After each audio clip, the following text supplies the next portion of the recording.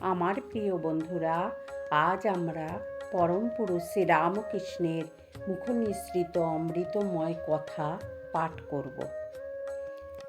শ্রী রামকৃষ্ণের দেহত্যাগের পর প্রথম দর্শন পান শ্রী শ্রী মা।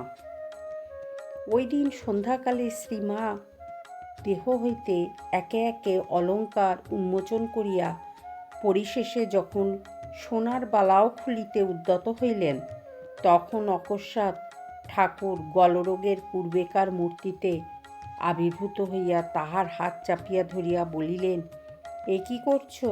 হাতের বালা খুলো না। আমি কি মরেছি যে তুমি এ স্ত্রীর জিনিস হাত থেকে খুলে ফেলছ? শুধু এ ঘর আর ও ঘর। শ্রীমা হাতের বালা আর খুললেন না। ঠাকুর দেহত্যাগের পর শ্রীমা বহুবার তার দর্শন পেয়েছেন। বৃন্দাবনে তীর্থযাত্রার পথে রেলের কাঁচের শার্সিতে ঠাকুরের মুখ দেখেন। এই সময় ঠাকুরের সোনার ইষ্ট কবচখানি মায়ের বাহুতে বাঁধা ছিল। মা ওই বাহুটি জানলার পাশে রেখে শয়ন করলে ঠাকুর জানলা দিয়ে মুখ বাড়িয়ে বলেন, ওগো, কবচখানি এমনভাবে রেখেছ কেন? ও যে চোরে অনায়াসে খুলে নিতে পারে। মা তখনই হাত থেকে খুলে টিনের বাস্কে রেখে দেন। বৃন্দাবনের শোকসন্তপ্ত শ্রী মাকে ঠাকুর ঘন ঘন দর্শন দেন। স্বামী যোগানন্দকে দীক্ষা দিতে বলেন। কামারপুকুরের লোক ভয়ে শ্রী মা আবার হাতের বালা খুলতে গেলে ঠাকুর তাকে বললেন, তুমি হাতের বালা ফেলো না। বৈষ্ণব তন্ত্র জানো তো? মা, বৈষ্ণব তন্ত্র কি? আমি তো কিছুই জানি নে। ঠাকুর বললেন, আজ বৈকালে গৌরমণি আসবে, তার কাছে শুনবে। সেদিন বৈকালে গৌরদাসী এসে মাকে বললেন, চিন্ময় স্বামী। স্বামী গম্ভীরানন্দ যুগনায়ক বিবেকানন্দ গ্রন্থে লিখেছেন, ঠাকুরের তিরোধানের এক সপ্তাহের মধ্যেই এক আশ্চর্য ব্যাপার ঘটিল। সেদিন রাত্রি প্রায় 8টার সময় ঠাকুরের ভক্ত হরিশের সহিত নরেন্দ্রনাথ উদ্যানবাটির সম্মুখে পুকুর ধারে দাঁড়াইয়া কথা কহিতেছিলেন। এমন সময় দেখিলেন, ফটকের দিক হইতে রাস্তা ধরিয়া ঠাকুরের মতো এক শুভ্র বস্ত্রাবৃত উজ্জ্বল মূর্তি তাহাদেরই অভিমুখে ধীরে ধীরে অগ্রসর হইতেছে। নরেন্দ্রের মনে প্রশ্ন জাগল, ঠাকুর নাকি?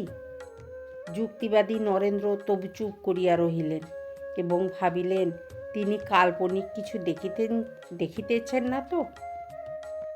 এমন সময় হরিশও শ্রীরামকৃষ্ণ সদৃশ সেই মূর্তি দেখিয়া ঈষৎ কম্পিত কণ্ঠে ফিসফিস করিয়া বলিলেন, ও কি নরেন, দেখো দেখো। তখন নরেন্দ্র স্পষ্ট স্বরে ডাকিলেন, কে ওখানে? তাহার গলার তীব্র আওয়াজ শুনিয়া অপর সকলে দ্রুত পদে সেখানে আসিলেন, কিন্তু কিছুই দেখিতে পাইলেন না। ওই মূর্তি নরেন্দ্র ও হরিশ যেখানে দাঁড়াইয়াছিলেন, উহার 10 হাত দূরে এক জুঁই ফুলের ঝোপ পর্যন্ত আসিয়া মিলাইয়া গেল। তখন লণ্ঠন আনিয়া চারিদিক তন্ন তন্ন করে খোঁজা হলো, তবু কিছুই পাওয়া গেল না। এই দর্শনটি নরেন্দ্রের অন্তরে গভীর রেখাপাত করিয়াছিল এবং উপস্থিত সকলেরই বিশ্বাস জন্মেছিল যে ঠাকুর সূক্ষ্ম দেহে চিরবিদ্যমান রহিয়াছে। পরবর্তীকালে বেলুড় মঠের নিয়মাবলীতে স্বামীজি লিখিয়াছিলেন, শ্রী ভগবান এখনও রামকৃষ্ণ শরীর ত্যাগ করেন নাই। কেহ কেহ তাহাকে এখনও সেই শরীরে দেখিয়া থাকেন ও উপদেশ পাইয়া থাকেন এবং সকলেরই ইচ্ছা করিলে দেখিতে পাইতে পারেন। যতদিন তিনি পুনর্বার স্থূল শরীরে আগমন না করিতেছেন, ততদিন তাহার এই শরীর থাকিবে। ঠাকুরকে দেখিতে পাওয়া যায় কিনা এই প্রশ্ন স্বামী ব্রহ্মানন্দকে করা হলে তিনি বলেন, স্বামীজি তো বহুবার দেখেছেন, আমরাও কখনো কখনো ভাবে দেখি, কখনো বা প্রত্যক্ষও দেখি। কাশীতে থাকাকালে স্বামী ব্রহ্মানন্দ শ্রী শ্রী রামকৃষ্ণ উপদেশ নামক পুস্তিকাটি সংকলন কার্য শেষ করেন। মহারাজ নিজের ঘরে বসে ঠাকুরের উপদেশাবলী লিখতেন। সংকলন করবার সময় অপর কাউকেও ঘরেতে থাকতে দিতেন না।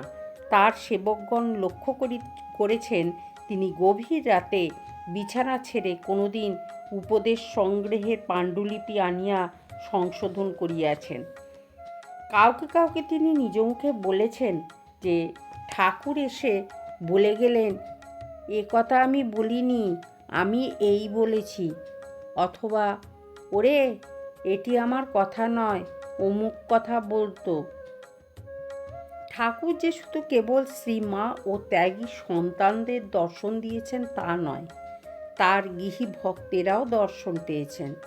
স্বামী গম্ভীরানন্দ লিখেছেন যে শ্রী শ্রী ঠাকুরের মহাসমাধির ঠিক পরবর্তী দিনগুলি লোকদৃষ্টির বিষাদ ব্যাকুল বিফলতাময় ও নৈরাশ্যপূর্ণ হইলেও ঠাকুর স্বয়ং অলক্ষ্যে নিজ উদ্দেশ্য সাধনের উপায় স্থির করিতেছিলেন।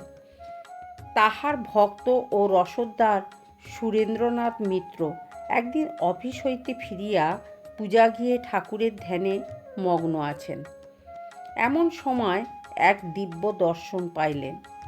অকস্মাৎ দেখিলেন শ্রীরামকৃষ্ণ তাহার সম্মুখে আবির্ভূত হইয়া বলিতেছেন, তুই করছিস কি? আমার ছেলেরা সব পথে পথে ঘুরে বেড়াচ্ছে, তার আগে একটা ব্যবস্থা কর।